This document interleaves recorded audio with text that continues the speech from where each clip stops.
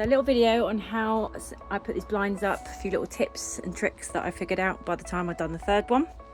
In order to cut these metal rods, you will need a little saw that can cut through metal. I had this. These are pretty cheap on Amazon, but you only need to cut about halfway through. Once you get about halfway through, then just bend it and the rest of it will snap. So that's nice and easy.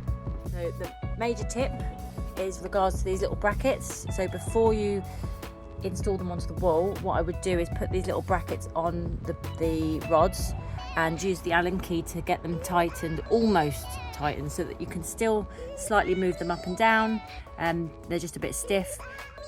So you can still obviously position them, but they don't drop off the end, especially on the side that's hard to reach to, like either by the wall or obviously the side that's next to another blind. Have that one fully tightened, so that the other side you literally just need to give it 1 or 2 more turns and it's fully tightened. It just means that when you're putting them up, because the easiest way to put these up, you need to have them fully extended like this as you're putting them up, so that you make sure that the spacing is right. But if they're not tight, they just keep dropping off the bottom and it's really annoying. Another little tip, these little ends are pretty sharp. So you can see here when I've done the first one, I actually scratched my windowsill.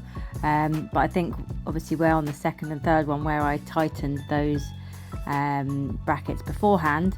Obviously that stopped it from falling down and scratching this worktop. Also, for anyone who doesn't trust the stickers and is worried that they're going to fall off, there are little, you see the little indents here. They are obviously for you to be able to add screws if you want to, so you could screw through these and attach them to the wall that way, so you don't have to rely on the stickers. So I'm going to see how long they last, but at least if they do fall off, then obviously I can then resort to putting a couple of little screws through them. And here's a little time lapse of me doing the third blind from start to finish.